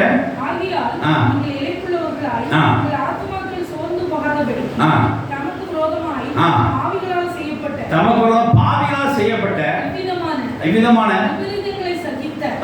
விவரங்கள் சகித்து அவரே நினைத்துக் கொள்ளுங்க. பாருங்க, பிற்பாடு ஒரு சந்தோஷம் தெரிஞ்சு கர்த்தர் பாவிகளால் செய்யப்பட்ட விவரங்களை சகித்தார், சிலுவையை சுமந்து கொண்டார். அந்த சந்தோஷம் என்ன? தான் வலது பாகத்தில் வீட்டில் இருக்கிறதையும் ஜனங்கள் ரசிக்கப்பட்டு இழைப்புள்ளவர்களாக காணப்படுறதையும் சோர்ந்து போகாமல் இருக்கிறதையும் காக அப்படி செய்கிறார். தேவனுக்கு சோதனை உண்டாக. அப்போ நாம் ஒவ்வொருத்தருக்கு என்ன செய்யக்கூடாது? சோர்ந்து போகக்கூடாது. ஏன்னா இயேசு சிறுக்கான்னு செஞ்சிருக்கார், பாடுபட்டிருக்கார். இந்த உபத்திரங்களே நாம் சோர்ந்து போகக்கூடாதபடிக்க வேண்டி செஞ்சிருக்கிறார், பாடுபட்டிருக்கார். இயேசு சொல்ற உபத்திரமா அது மேலான உபத்திரமா பெற்றுக்கிறோம். பாட்டு பாடுறோம்ல, ஆண்டவரே உங்களோட இனிமே என்னை தாண்டி செல்லாதே அப்படின்னு சொல்லி போடுறோம். உங்களுக்கு கூட கஷ்டம், இப்பட்ட கஷ்டங்கள் என்ன தாண்டி, அவர் பட்ட கஷ்டம் நான் பட்டோம், அவ்வளோதான். ஒரு சின்ன கொசு கடிச்சதுக்கே உசுன்னு அதுக்கு இவ்வளோ நூற்றம்பது மருந்து, அதுக்குள்ள பத்தி இவ்வளோ சாம்பிராணி என்னமோ போட்டு வச்சுருக்கிறோம். ஒரு கொசு கடிச்சதுக்கு ரைட்டாக இவ்வளோ பெரிய ஆணி இறக்கிருக்காங்க. எப்படி இருந்திருக்கும்? குடிச்சுப்பார். நம்ம ஒரு ஊசி குத்துறதுக்கு நர்ஸுக்கு ஊசி கொடுத்து நானும் பயந்து ஓடிருக்கேன். ரோசர் ரெடிமா அப்படின்றது. அப்புறம் உதவமாமா குத்தவே இல்லை. ஒரு ஊசி குத்துனதுக்கு அவ்வளோ பெயினாக நினைச்சே வேணும்னா அவ்வளோ பெரிய ஆணி உள்ளே இறக்கிருக்காங்க. சும்மா சாதாரண விஷயம், சுட்டிச்சு போயிடும். அவ்வளோ உபத்திரங்கள் தெய்வம் சகித்தார். அந்த உபத்திரம் நமக்கு வந்துச்சு. ஒன்றுமே என்ன உபத்திரம்? நம்ம உபத்திரம்னு என்ன? நான் நாளைக்கு காலை 10,000 கட்டணும், அதுக்கு டியூ கட்டணும், இதை தான் நம்ம ஒருத்தர். சரி, அப்போ அந்த ஒருத்தர் சோர்ந்து போகக்கூடாதுன்னா அவர் பாட்டப்பா இயேசு பாடப்பட்டவர் நம்ம பாடம் மீதி வந்துடும் போது இதில் ஒன்றும் ஆகாது. அவர் பின்னாடி சந்தோஷத்துக்காக அந்த பாடம் அனுபவிச்சார். அப்பவும் பாருங்கள், நம்மளும் வரும். நம்ம வாங்கின கடன் தானே பாடம் அனுபவிக்க, ஒன்றும் தப்பு இல்லை. பின்னாடி ஒரு சந்தோஷம் வரும். அப்படி சோர்ந்து போகணும்னு செய்யணும். ஒவ்வொருத்தருந்த கடந்து போயிடும். 7 வருஷம் சோதனை ஆரம்பத்திலே போனான்னு சொன்னேன். இந்த உபத்திரம் பவுல் சொன்னது அது சீக்கிரம் நீங்கி சொன்னார். ஆனால் பேர் சொன்னது 10 நாள் சொன்னார். அவர் ஒரு டைம் ஃபிக்ஸ் பண்ணுறாரு, இது எப்போனாலும் சொல்லி சொல்லிருக்காரு. ஹalleluya. அதனால் உபத்திரத்துக்கு சோர்ந்து போகாதீங்க, எரிச்சு ஓடுங்க. ஹalleluya. சோர்ந்து போகக்கூடாது. இயேசு நினைவு, அதுக்காக அவர் என்ன செஞ்சிருக்கிறார்? உபத்திரங்கள் அவரே கையாண்டிருக்கிறார். உபத்திரங்கள் சகித்தார். பாவினால் தமக்கு விரோதமாக உண்டாப்பட்ட விவரங்களை சகித்தார். சிலுவையை அவர் சுமந்து கொண்டார். ஏன்னா பிற்பாடு ஒரு சந்தோஷம் வரும். என்ன சந்தோஷம்? நான் வல்லபாச வீட்டுக்கு தேவனுடைய பிள்ளைகளை பார்ப்பேன். எப்படி பார்ப்பேன்? பார்க்கும்போது என்ன ஆகும்னா, அவங்க என்ன இருப்பாங்க? சோர்ந்து போகாமல் இருப்பாங்க. அப்போது நான் என்ன சொல்கிறேன்னு புரிஞ்சுக்குவோம். உபத்திரத்திலே நாம் சோர்ந்து போயிட்டா இயேசு தொட்டு பாடுங்க விருதாக வைக்கிறப்ப அவரோட நோக்கத்தை புரிஞ்சுக்கோங்க. இயேசு ஏன் பாடுபட்டார்? நாம் சோர்ந்து போகாதீங்க. இயேசு பாடுபட்டார் நாம் இடைப்பொழுதாக காணப்பட முடியாக. பின்னாடி ஒரு சந்தோஷத்துக்காக இயேசு பாடுபட்டார், உபத்திரங்களை மேற்கொண்டார் அப்படின்னா நாம் அதை நினச்சிப்போம். அவர் பட்ட உபத்திரங்கள் நம்ம தாண்டியே செல்லாது, அவர் பட்ட பாடல் நம்ம இன்னும் பாடலையே, இது சின்ன உபத்திரம் தானே, போகட்டும் அப்படின்னு சொல்லி அந்த இடத்துல என்ன செய்யணும்? சோர்ந்து போகாமல் இருந்துச்சு ஓடப்படும். ஏன்னா எனக்காக உபத்திரங்கள் அனுப்பிட்ட இயேசு கிறிஸ்துவினால் ஏன்னா பெறல் பெற்று இப்போ நான் சோர்ந்து போகாமல் உபத்திரத்தை இருப்பேன்னு சொல்லி ஒத்துக்கொள்ள வேண்டும். ஹalleluya. நடக்கும் வேண்டும். 1:10-13 வாசித்து பாருங்க. எல்லா உபத்திரங்களையும் பயப்படாதீங்க, அங்கே எல்லா சோதனையும் பயப்படாதீங்க, அங்கே ஒரு தப்பிக்க ஒரு போக்கு உண்டு. ஹalleluya. அது இயேசு நமக்கு கொடுத்த சம்பாத்தியம் பண்ணி வழியாகும். இயேசு சம்பாத்தியம் நானே வழி சத்தியம் ஜீவன் சொல்லியிருக்கிறார். அவங்க சோர்ந்து போகாமல் ஒரு வழியை கற்று காமிப்பா. அன்னைக்கு வனாந்தரத்தில் சோர்ந்து போய் ஜனங்களை ஒன்றுவார்களே நினைச்சு ஒரு அதிசயத்தை செய்தார். இந்த அதே உபத்திரம நேரங்களே கர்த்தர் உனக்கு தப்பித்துக் கொள்கிற ஒரு வழியை கொடுக்கிறார். அவரே வழியா இருக்கிறார். அங்கே ஒரு அற்புதம் செய்வார். நிச்சயமா நிலைமை மாற்றுவார். அவர் உனக்காக பாடுபட்டிருக்க, உனக்காக பாவியால் ஏற்பட்ட பாவியால் செய்யப்பட்ட விரோதமான விவரங்கள் அவர் சகித்திருக்கிறார். உனக்கு ஒரு வழியை உண்டாக்குவார். சோதனை தப்பிக்கொள்ள போக்கையும் உண்டாகும். உபத்திரங்கள் உன்னை மேற்கொள்ளாது. ஹalleluya. வாசிக்கலாம். தெய்வகுமாரனுக்கு ஏற்பட்ட சோதனை நம்ம கிடையாது, மனுஷனுக்கு ஏற்பட்ட சோதனை தான். ஹalleluya. வாசிக்கலாம். யோசிப்பாங்க, தேவகுமாரனுக்கு ஏற்பட்ட சோதனை நம்ம கிடையாது. நம்மளாம் சிலர் அறையும் சொன்ன உடனே நினைச்சிடுவான், கோமாவுக்கு போயிடுவான். அப்படியா இனியவா அப்படின்னு நினைச்ச உடனே ஐசி தான். அப்படிலாம் கிடையாது. அப்போது தேவகுமாருக்கு நேரிட்ட கதை நமக்கு கிடையாது, மனுஷன் நேரிட்டு தான் நமக்கு உண்டாரு. வாசிக்கலாம். தேவன் உண்மையுள்ளவராக இருக்கிறார். அவர் திராணிக்கு மேலாக உங்க உபத்திரம் உங்க திராணிக்கு மேல போகவே போகாது. ஹalleluya. ஏன்னா அங்க ஒரு செக் போஸ்ட் இருக்குது. அந்த செக் போஸ்ட் என்ன சொல்லுது? நானே வழி சத்திய ஜீவன், என்னை தாண்டி போகாது சொல்லி இயேசு சொல்றார். ஹalleluya. திராணிக்கு மேலாக செய்யறது போகாது. அடுத்தது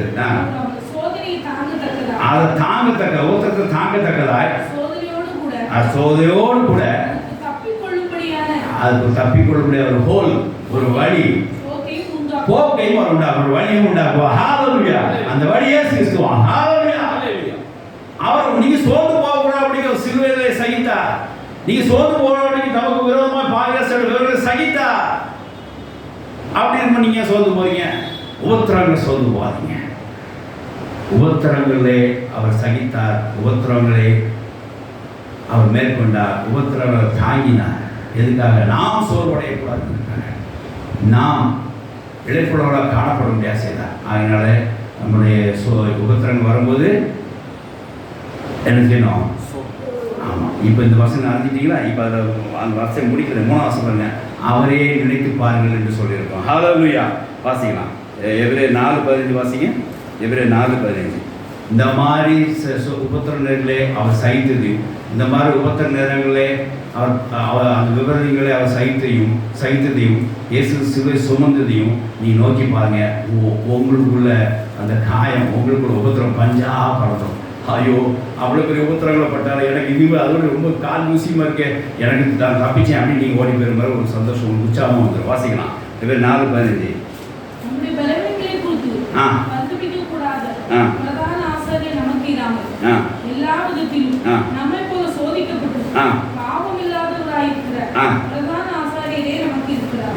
சோத்திரம் உண்டாத உனக்கு பிரச்சனை வந்துருச்சா ஆஹா அப்படின்னு சொல்றது ஆள் இல்லை. அப்படி இல்லை இயேசு கிறிஸ்து. உனக்கு பிரச்சனை வந்துச்சா அது வெளியே வரதான் அவர் செய்வார். தப்பி போக்குதான் அவர் சரி. அப்படியேப்பட்ட பிரதான ஆசிரியர் நமக்கு இருக்கிறார். உன் பலனுக்கு பரிதவிக்கக்கூடிய பிரதான ஆசிரியர் செய்கிறார். வாசிக்கலாம். ஒரு பலனை குறித்து பரிதவிக்க கூடாத, உன் பலனுக்கு பரிதவிக்க கூடாத நமக்கு இராமல் எல்லா விதத்திலும் நம்மை பற்றி சோதிக்கப்பட்டு உபத்திரங்களை மேற்கொண்டு பாவம் இல்லாத இருக்கிற பிரதான ஆசிரியர் நமக்கு இருக்கிறார். ஆமாம். தேவபசம் சோத்திரம் உண்டாதாக. ஆனால் நம்ம இயேசு கிறிஸ்து நம்ம போல எல்லாரையும் அவர் சோதிக்கப்பட்டிருக்கிறார். அவரை நினைத்துக் கொள்ளுங்க. அந்த வசனத்தை விட்டுட்டீங்க. எபிரேயர் 12:3 வாசிங்க. இப்படியாப்பட்டவர்கள் அவரையே நினைத்துக் கொள்ளுங்க. 3ஆம் வசனம் தெரிய வாசிக்க முடியும். இப்போ பாருங்க, நம்ம இடைப்பொருளாக இருக்க முடியாம அவர் செய்திருக்கிறார். சோர்ந்து போகாதபடிக்கு சகித்த அவரை நினைத்துக் கொள்ளுங்க. எப்போ உபத்திரம். ஹalleluya. அவரை நினைங்க, உங்களுக்கு சோர்வு போயிடும். ஹalleluya. உபத்திரங்களை சோர்வு போகணும் அப்படின்னா, உங்களுக்குள்ள உபத்திரங்களால் நீங்கள் சோர்ந்து இருக்கீங்க அப்படின்னா, உங்களோட உபத்திரங்களால் நீங்கள் சோர்வுனால பாதிக்கப்பட்டிருக்கீங்க அப்படின்னா, இயேசு கிறிஸ்து நினைங்க. அவர் உபத்திரங்களே சோர்ந்து போகவில்லை. பின்னாடி சந்தோஷப்பட்டு அந்த உபத்திரங்களை ஏற்றுக்கொண்டார். நமக்கு சோர்வு வரக்கூடாதுங்கிறதுக்காக அந்த உபத்திரங்களை ஏற்றுக்கொண்டார். நாம் இழைப்புள்ளவர்களாக காணப்பட முடியாத அவர் அந்த உபத்திரங்களை ஏற்றுக்கொண்டார். நம்மளோட பலவீனங்கள் நம்ம தாக்காதபடிக்கு, நம்மளோட பலவீனங்கள் பரிதவிக்கக்கூடாதுமே நமக்காய் சோதிக்கப்பட்டு, எல்லாரும் சோதிக்கப்பட்டு நமக்காய் ஜீவனை கொடுத்து இன்னும் பிரதான ஆசிரியர் நமக்கு இருக்கிற இயேசு கிறிஸ்துவை நினைத்துக் கொள்ளுங்கள் என்று சொல்லி வேதம் சொல்கிறது.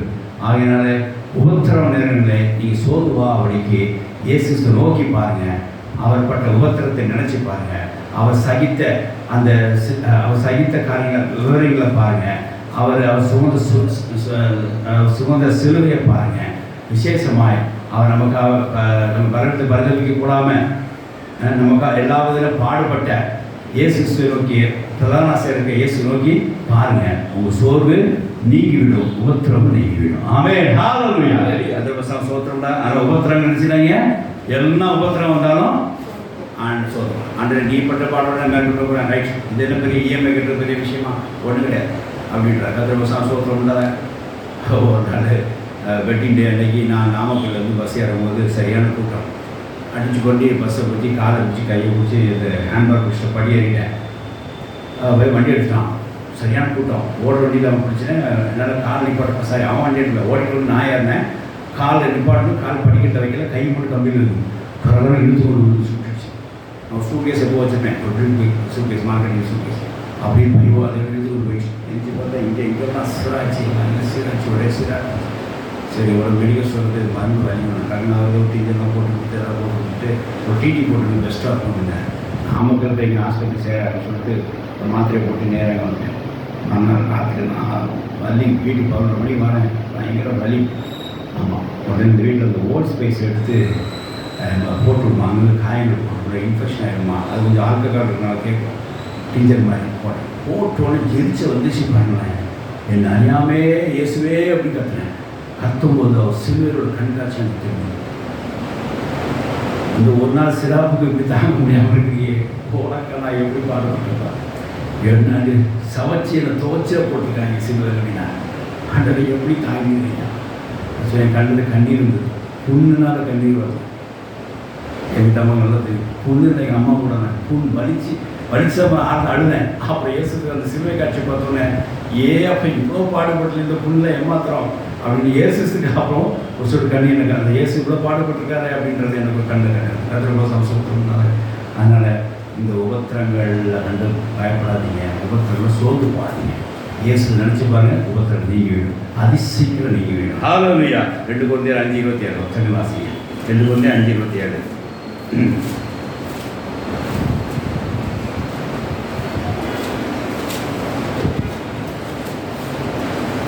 2 Corinthians வாசிங்க.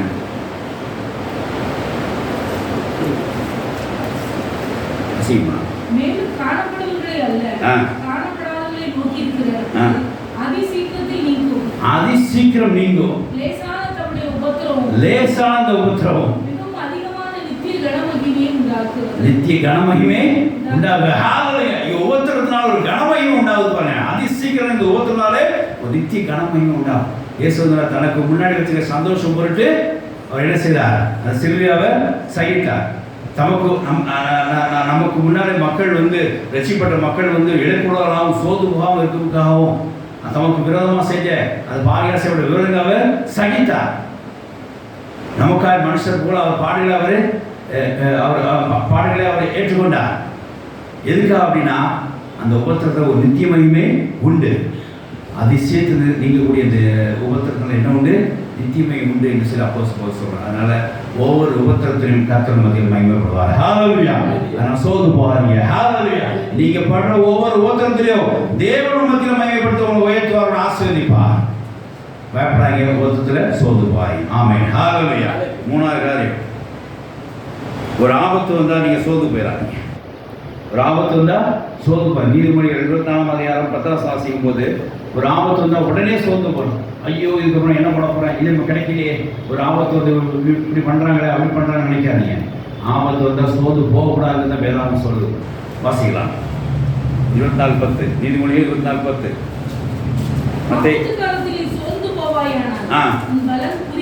பாருங்க, ஆபத்து ஒரு டேஞ்சர்ஸ் வருது, ஒரு சிக்கல் வருது அப்படின்னா அதை என்ன செய்ய உடனே சோர்ந்து போகலாம். ஆபத்து காலத்தில் என்ன வைக்க கூப்பிடு, அப்புறம் விழிப்பேன்னு சொல்லி இயேசு வசனம் இருக்குது, சங்கீதத்தில் பார்க்குறோம்.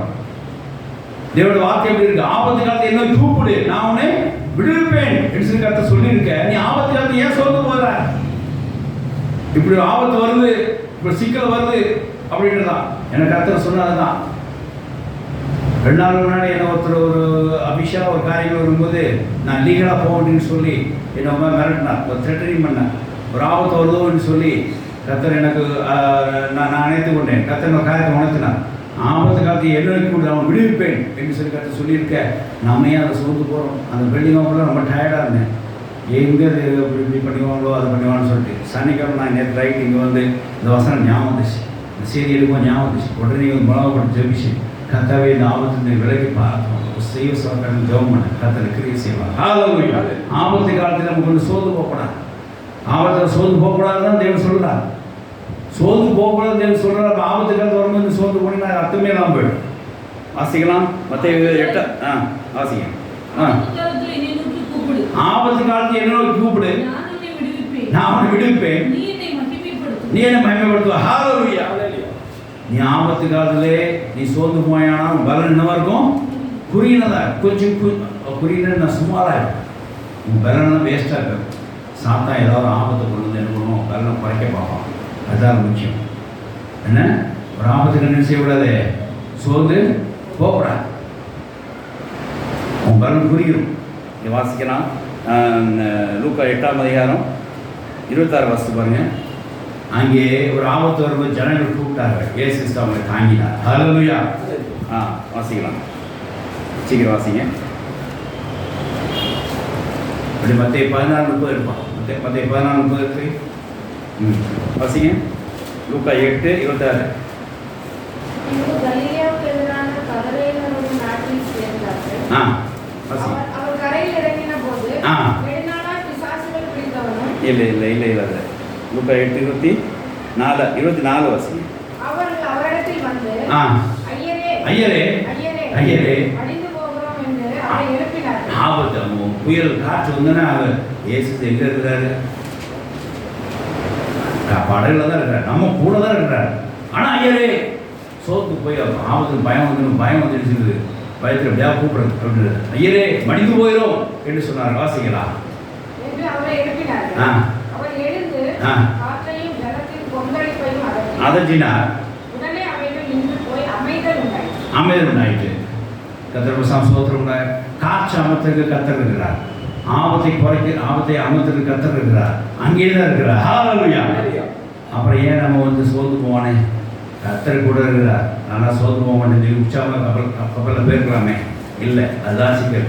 பலன் என்ன செஞ்சுப்போம்? அவங்களுக்கு ஆபத்து காலத்தில் அவங்க என்ன செஞ்சா சோர்ந்து போனால் என்ன ஆயிடுச்சு? பலன் அவங்களுக்கு குன்றிட்டு அவர் உள்ளே வந்துட்டு அது விசுவாசம் குறைஞ்சி போச்சு.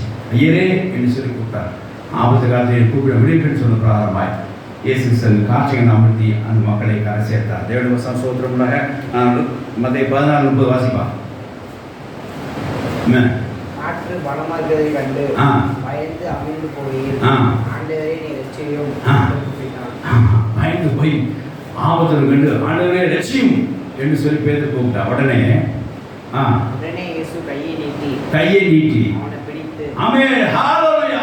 ஆபத்துக்காக நீ என்னை கூப்பிடு என்று சொல்லி இயேசு சொல்லியிருக்கிறார். சோதனை போகக்கூடாது. உடனே இயேசு என்ன செய்தார்? கையை நீட்டி அவன் கரத்தை பிடித்தார். ஹல்லேலூயா. தேவனுடைய ஸ்தோத்திரம். கரம் பிடிக்கிற தேவன் நம்ம கூட இருக்கும்போது நம்ம ஆபத்து காலத்திலே சோர்ந்து போவானே? ஏன் நம்ம பலனை குறைப்பானே? ஆண்டவரை கூப்பிடுவோம். சோர்விலிருந்து விடுத்துக் கொள்வோம். ஹல்லேலூயா. அதனால் தயவுசெய்து கரம் பிடிக்கிற தேவன், கை கொடுக்கிற தேவன், காற்றின் கடலையும் கொந்தளிப்பையும் அமர்த்துகிற தேவன் நம்மோடு பிரயாணம் பண்ணுகையில் நாம் ஆபத்து கண்டு செய்யக்கூடாது, சோர்ந்து போகக்கூடாது. தைரியமாக செல்வோம். கர்த்தர் பொழுது கரம் பிடித்தவர்களை வழி நடத்துவார். ஆமென் ஹல்லேலூயா.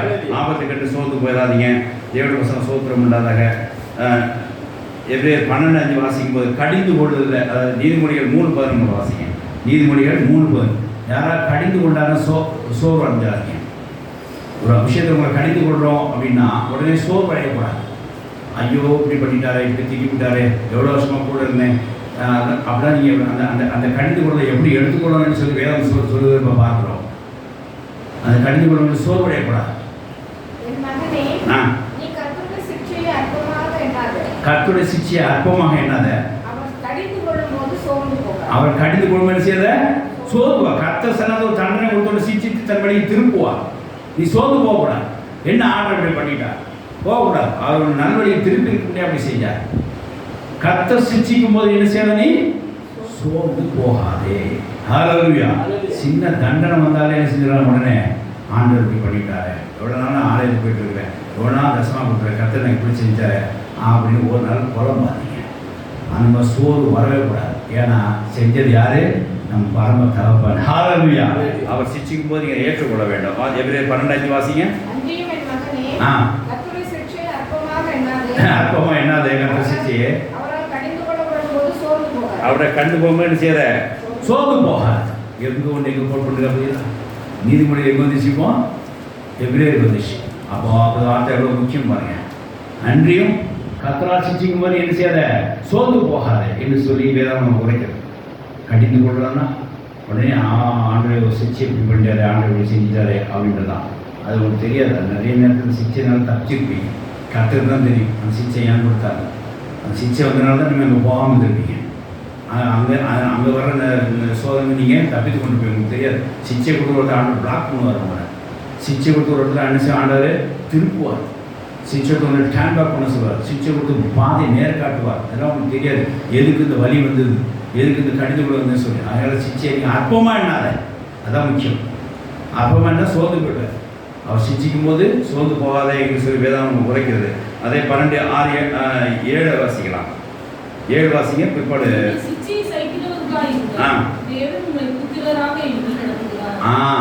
உங்களுக்கு ஒரு சிக்ஷை வந்துச்சு அப்படின்னா சந்தோஷப்படுங்க. இயேசு உங்களுக்கு தகப்பனா இருக்கிறார் அர்த்தம். ஹல்லேலூயா.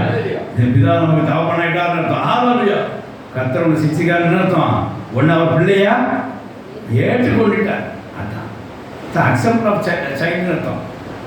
உன்னை அடாப்ட் பண்ணிட்டாரியா, கர்த்தரோட சிக்ஷை கொடுத்தப்படுறார். ஏன்னா 10 வசனம் வாசிங்க, 10 வாசிங்க, 9 வாசிங்க.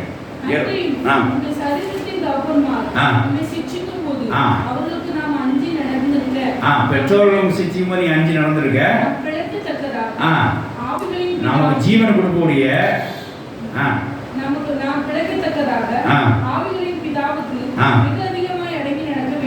நம்மளை ஜீவன் கொடுக்குற ஆவியை கொடுத்த பிதாவுக்கு நம்ம என்ன செய்யணும்?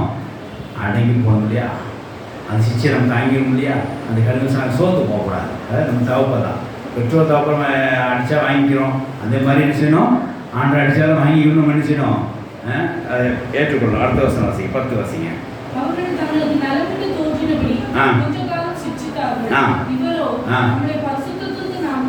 பெற்றோர் எப்படி போனால் கொஞ்ச நாள் அடிச்சு வளர்ப்பாங்க. அப்புறம் 20 வயசு அப்புறம் அடிச்சு வளர்க்க முடியுமா? அடிச்சு வளர்க்க முடியாது. இப்போ லெமன் அடிச்சு இருந்துக்கலாம். கொஞ்ச நாள் அது என்ன வாசம் பாருங்க, என்ன போட்டு போங்க. வாசிங்க. கொஞ்ச காலம் சிச்சிக்க முடியும். பெற்ற தவப்பர்கள் தவப்பெல்லாம் அடிச்ச முடியும். கொஞ்ச நாள் சரி. ஆமாம், சிச்சிக்க முடியும். 50 வயசுக்கு அவங்களும் பிறம்பச்சு அடிச்சா எடுத்துக்கும். அதை சைட் அடிக்கும், ஆரஞ்சு அடிக்கும், முன்னாடி அடிக்க கொண்டு போயிருக்காங்க. அப்படி சோத்துலாம் போகக்கூடாது. கொஞ்ச காலம் தான் சிச்சிப்பாங்க. யாரே பெற்ற தவப்பர். ஆனால் இவரோ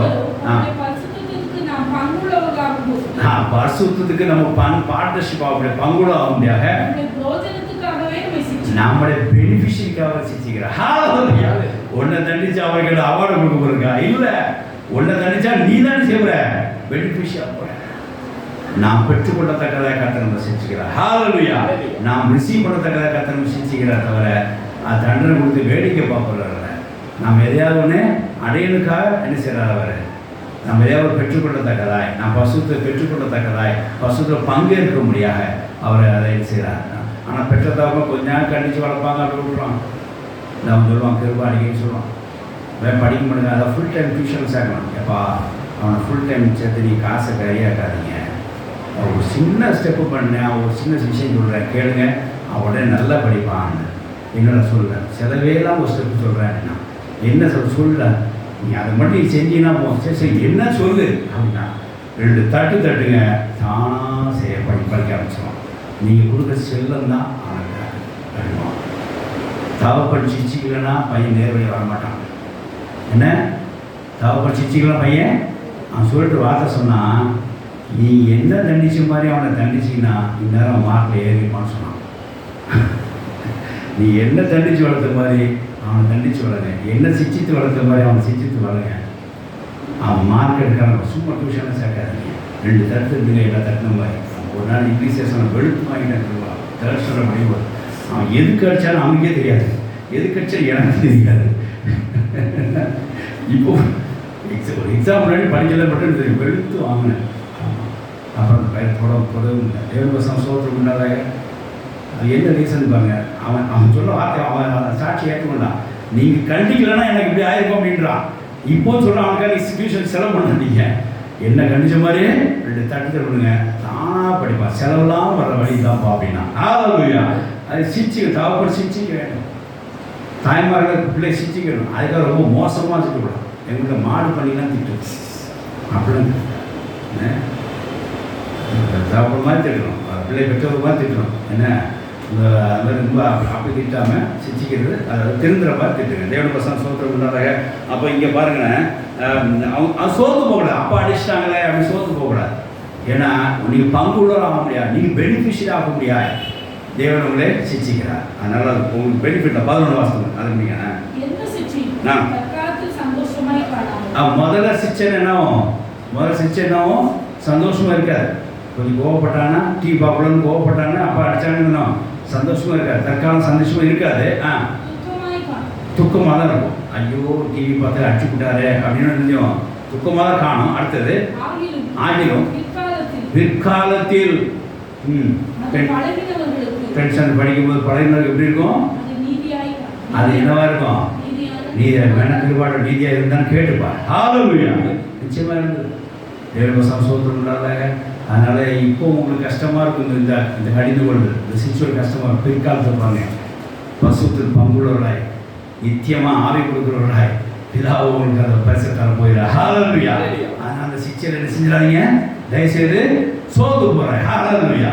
கிளை சிச்சை அப்படின்ற அடித்தா மட்டும் இல்லை, நமக்கு வரக்கூடிய வராமல் கூட இருக்கும். அது கூட ஒரு விதத்தில் சிச்சை தான். போன இடத்துல ஒரு செக் போஸ்ட் இருக்கும், அது ஒரு சிச்சை தான். அப்போ ஒரு பிளாக் ஆகி போச்சு அப்படின்னு நினைக்காதீங்க. அதெல்லாம் உங்களுக்கு பெனிஃபிஷியல் தான். அந்த வசனம் ரொம்ப வசனம் தெரிஞ்சிருக்கும் உங்களுக்கு. பசுத்து பங்குள்ளவர்களாய் அந்த வசனம் மட்டும் மாதிரி வாசிங்க. ஆமாம், இவரும் நம்முடைய பசுத்துக்கு பங்குளாகும்படி பொருட்டு நம்ம பெனிஃபிஷியலாக நிற்க நம்ம ரோஜனுக்காக இருந்தார். அதனால இந்த சிச்சி படிங்க, சந்தோஷப்பட்டுங்க. முதல்ல உங்களுக்கு கஷ்டப்பா துக்கமாக இருக்கும். ஆனால் பிற்காலத்தை நினைக்கும் போது என்னவா மாறி உங்களுக்கு அது நீதியாக மாறி. ஹalleluya.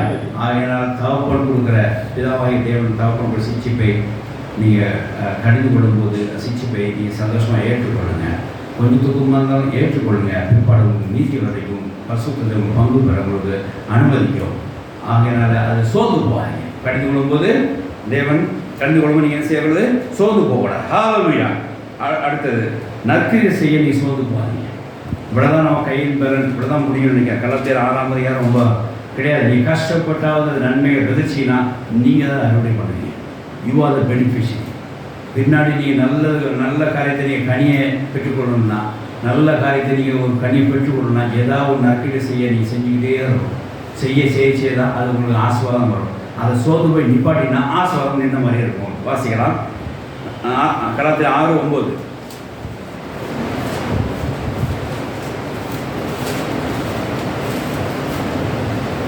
ரெண்டு தோசைக்கு 3:13 எடுத்துக்குவா. 2 தோசைக்கு 3:13. கலாத்தியர் 6:9 வாசிங்க. நன்மை செய்ய சோர்ந்து போகாமல் இருப்போம். நாம் தளர்ந்து போகாமல் டயர்ட் ஆகாமல் இருந்தால் ஏற்ற காலத்தில் அனுப்போம். ஹalleluya. You can yield the fruit. நீங்கள் அந்த கனியை நீங்கள் செய்யலாம், பெற்றுக்கொள்ளலாம். நீங்கள் அந்த ஈல்டை நீங்கள் அனுபவிக்கலாம். You can enjoy that yield. அந்த ஃப்ரூட்டை நீங்கள் என்ஜாய் பண்ணலாம். ஆனால் சோர்ந்து போயிட்டீங்கன்னா நன்மை செய்ய முடியாது. நன்மை செய்யலைன்னா கனி கிடைக்காது. ஒரு சிட் அவுட்டில் ஏதோ இந்த குப்பையை போடும்போது தக்காளி விதை இருந்திருக்கு. அந்த சிட் அவுட்டு ஒரு வெளியே போகிற ட்ராப்லெட்டில் வெளியே போகிற அவுட்லெட்டில் அந்த தக்காளி விதை இருந்திருக்கு. அதில் மண்ணும் இருந்திருக்கு. அப்படியே தக்காளி விதை போட்டு இப்போது செடி அழிக்கிறது 7 தக்காளி வந்துருக்கு.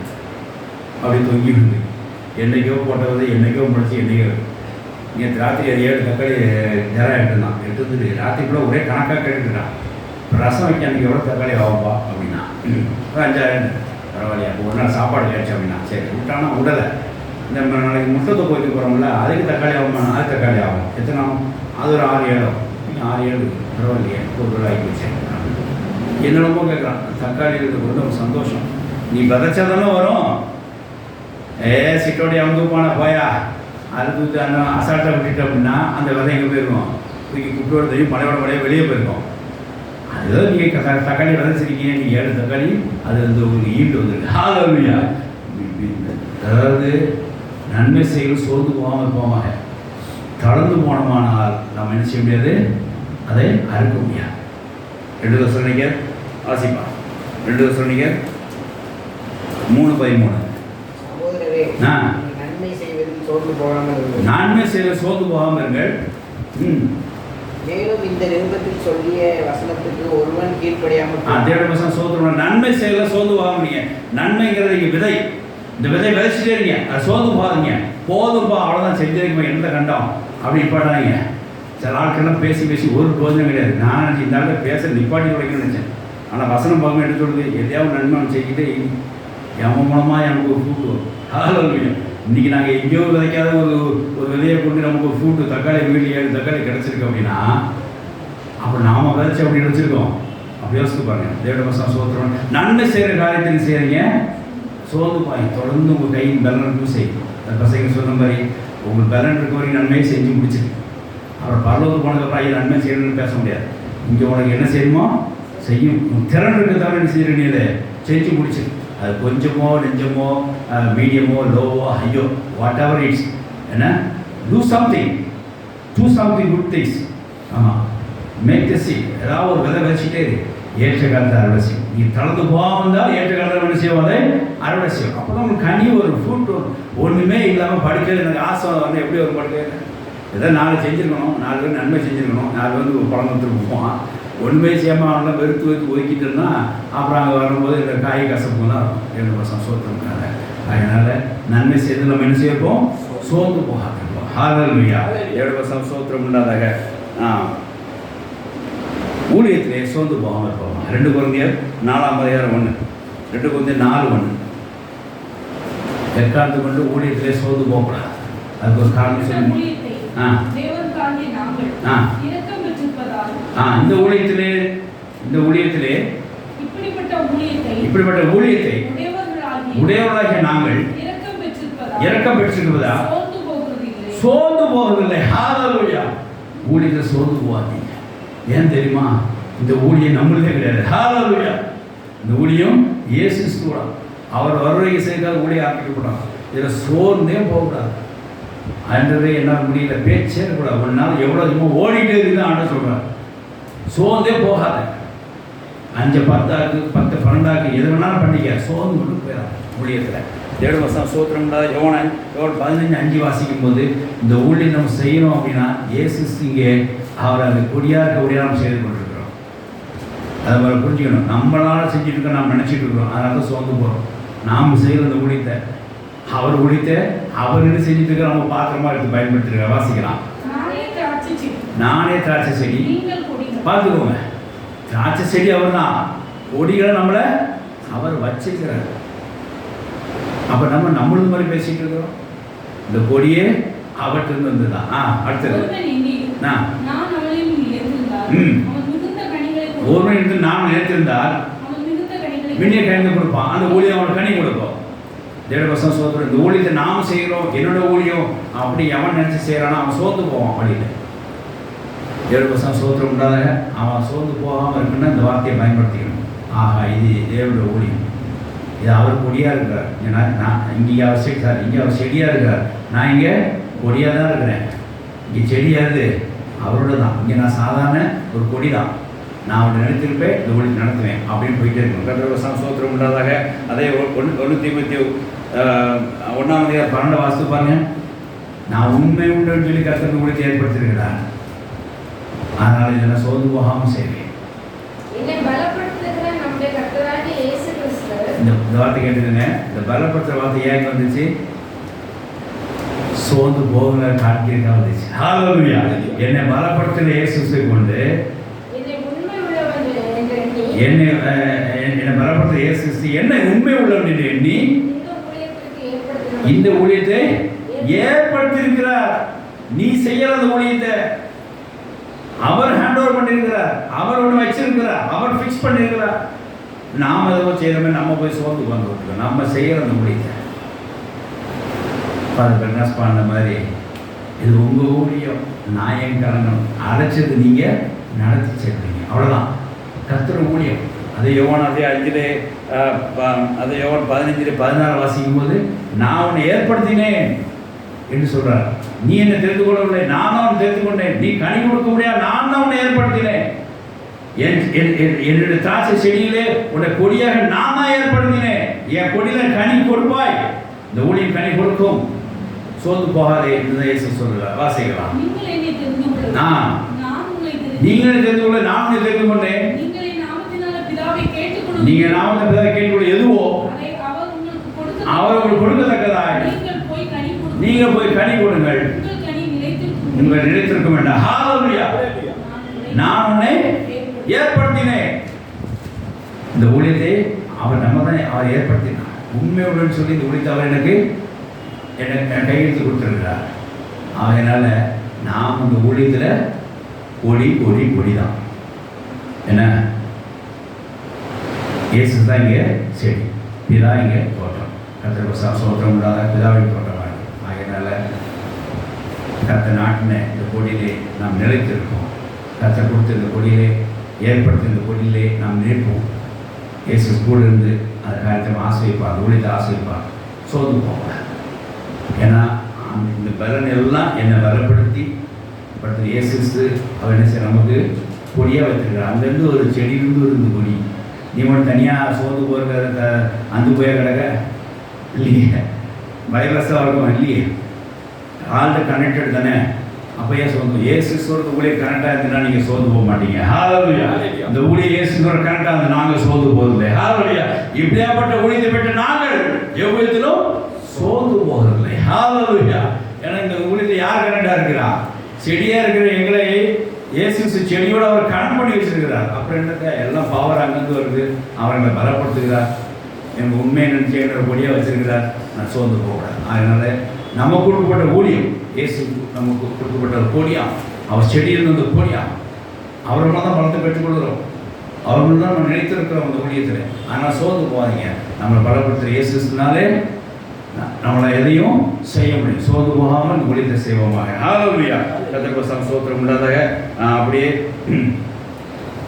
2 கொரிந்தியர் 4:16 வாசிக்கலாம். அதிலே 2 கொரிந்தியர் 4:16. 2 கொரிந்தியர் 4:1 வாசிங்களா? அதிலே 16 வாசிங்க. வாசிங்க, வேறு வாசிங்க. என்னாச்சு?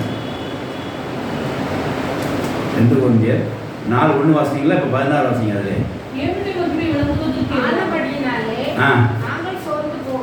நாங்கள் சோர்ந்து போவதில்லை. எங்கள் புறமான மனுஷன் அழிந்தோ நாளுக்கு நாள் புதிதாக்கப்பட்டு கொண்டிருக்கிறோம். ஹalleluya. நாங்கள் கொடியா இருக்கிறனால, இயேசு சொல்லி செடிகளை கனெக்ட் பண்ணிட்டு இருக்கிறனால நாங்கள் என்ன பண்றதில்ல, சோர்ந்து போவதில்லை. உள்ள மனுஷன் நாளுக்கு நாள் ரெனுவல் ஆகிட்டே இருக்கு, ரெஃப்ரெஷ் ஆகிட்டே இருக்கிறார். அதனால நாங்கள் இந்த ஊழியத்தில் சோர்ந்து போவதில்லை. ஹalleluya. தேவனுடைய ஸ்தோத்திரம் உண்டாதாக. ஆகையினாலே ஊழியத்தில் என்ன செய்யக்கூடாது, சோர்ந்து போகக்கூடாது. இந்த காரியத்தை ஞாபகம் சரீரத்திலே சோர்ந்து போகக்கூடாதுன்னு சொல்லி இயேசு சொன்னார். அதை அதிசயம் செய்து கொடுத்தார். ஜபத்திலே சோர்ந்து போகக்கூடாது, ஜபம் கேட்க முடியாது சொன்னால் நிச்சயம் நியாயம் செய்வார் சொல்லி நம்ம வாக்கு கொடுத்துருக்கிறார். அப்படியே நமக்கு உபத்திரத்தில் சோர்ந்து போகக்கூடாது, என்ன நினைச்சு கொள்ளுங்க அப்படின்னு அவர் சொல்கிறார். அப்படி கடித்து கொள்ளல சோர்ந்து போகக்கூடாது, தவறு பண்ணுவாரும் நினைக்கிறேன் பயப்படாத அப்படின்னு ஒரு திருப்தி தான், நீ பெனிஃபிஷியாக தான் செய்கிறேன்னு சொல்லி அவர் நம்மளை திடப்படுத்துகிறார். அதே சமயம் ஆபத்து காலத்தில் நான் கரம் கொடுக்க, கை கொடுக்க, காற்று அமைதிப்படுத்த ரெடியாக இருக்கிறேன். ஆனால் நீ சோர்ந்து போகாத, உன் பலம் குறுகிக்காத என்று சொல்லி முன்னாடி சொல்கிறார்.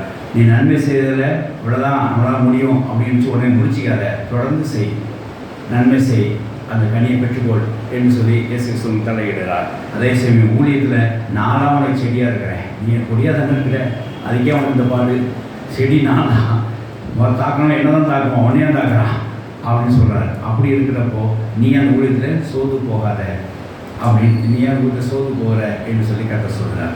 இதை பாருங்கள், இந்த சோர்ந்து போகிற விஷயம் எல்லா விஷயத்திலையும் இயேசு தலையிடுறார். ஹalleluya. அந்த 7 காரியங்கள் ஞாபகத்தை வச்சுக்கோங்க. ஃபஸ்ட்டு சரீரத்தில் சேர்த்துக்கோங்க. மொத்தம் 7 காரியங்கள். 7 காரியத்திலும் அவர் சோர்ந்து போகக்கூடாது, அவர் தலையிடுகிறார் இயேசு கிறிஸ்து. ஆமென். ஹalleluya.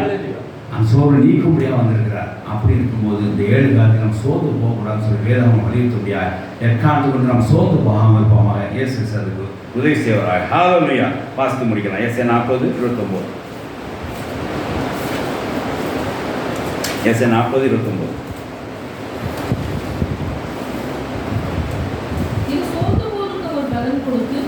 அப்படி ஒருவேளை சோர்ந்து போனீங்கன்னா முடிவுரையாக சொல்கிற வார்த்தை தான். ஏன்னா இந்த 7 காரியத்திலையும் நீங்கள் சோர்ந்து போகக்கூடாதுன்னு சொல்லி இயேசுக்கு தலையிடுறதுனால நீங்க சோர்ந்து போன ஆனால் சோர்ந்து போனாலும் அந்த சோர்ந்து போறவனுக்கு அவர் பலனை கொடுக்க ஹalleluya ரீஃபில் பண்ணுவாங்க. சோர்வு எடுத்து கொடுத்து பலனை கொடுத்து சத்துவம் ஸ்ட்ரென்த் இல்லாதவனுக்கு சத்துவத்தை பெருக மல்டிபிள் பண்ணுவாங்க. ஹalleluya அப்படியே கர்த்தருக்கு காத்திருந்து நீங்க சோர்ந்து போடாம ஓடத்தக்கத ஒரு பலனை தருவார். 40 மாசம் முடிச்சுங்க 31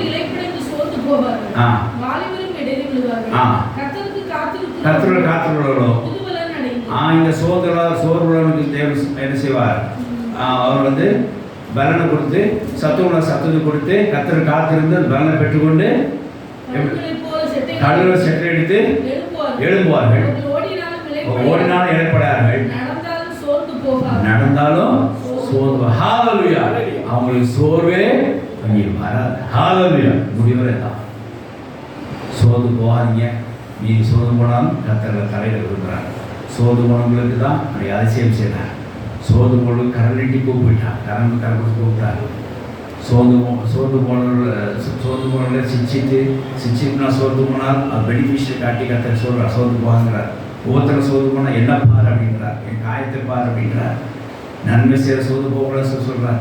உழைத்து நான் தானே உனக்கு செடியாக இருக்க நீ ஏன் சோர்ந்து போகிற அப்படின்றார். இப்படி எல்லா இடத்துலையும் தேவன் தலைவிட்டு சோர்ந்து போனது பலனை கொடுத்து சத்துவத்தை கொடுத்து சோர்ந்து போகாதற்கு செய்வனா இருக்கிறார் நம்ம ஆண்டவர் இயேசு கிறிஸ்து. ஹalleluya ஆகையால் சோர்ந்து போகிறது தேவனுக்கு பிரியமில்லை. இயேசு கிறிஸ்துக்கு அது மனதில்லை. இயேசு கிறிஸ்துக்கு விசேஷமாய் அவர் சோர்ந்து போகக்கூடாதுங்கிற நினைவில் உள்ள ஒரு காரியமாக இருக்க முடியாது. நாம் ஜெபம் பண்ணுறதுக்கு சோர்ந்து போகக்கூடாது, நன்மை செய்வதற்கு சோர்ந்து போகக்கூடாது, ஊழியத்தில் சோர்ந்து போகக்கூடாது, கடிந்து கொள்வதற்கு சோர்ந்து போகக்கூடாது, உபத்திரவங்களை சோர்ந்து போகக்கூடாது, குறிப்பாக ஆபத்து காலத்தில் சோர்ந்து போகக்கூடாது. எல்லா இடத்துலையும் தேவன் தலையிட்டு சோர்ந்து போகக்கூடாது விரும்புகிறார். அந்த மாதிரி தொடர்ந்து நம் எந்த இடத்துலையும் சோர்ந்து போக அப்படிக்கு நம்ம முழுவதும் தேவனை ஒப்படைத்து கர்த்தரை நம்ம பலப்படுத்தி தொடர்ந்து நம்மளை ஆசீர்வதிக்கத்தக்கதாக நாம் சோர்ந்து போகாமல் இருப்போமாக. தொடர்ந்து சோர்ந்து போகாமல் தான் ஏற்ற காலத்தை அறுப்போம். இந்த வார்த்தை பிரகாரமாய் கலந்து போகாமல் தான் ஏற்ற அறுப்பு வார்த்தை பிரகாரமாய் தொடர்ந்து இந்த காரியத்தில் நாம் சோர்ந்து போகாமல் இருந்து தேவனை ஆசீர்வாதத்தை பெற்றுக்கொண்டு கர்த்தர் வரைக்கும் ஆயத்தப்படுவோமாக. கர்த்தர் அந்த வார்த்தை ஆசீர்வதிப்பார். ஆமென். ஹalleluya ஹalleluya நம்ம அப்படி தேவனை சோதரிப்போமாக. ஹalleluya.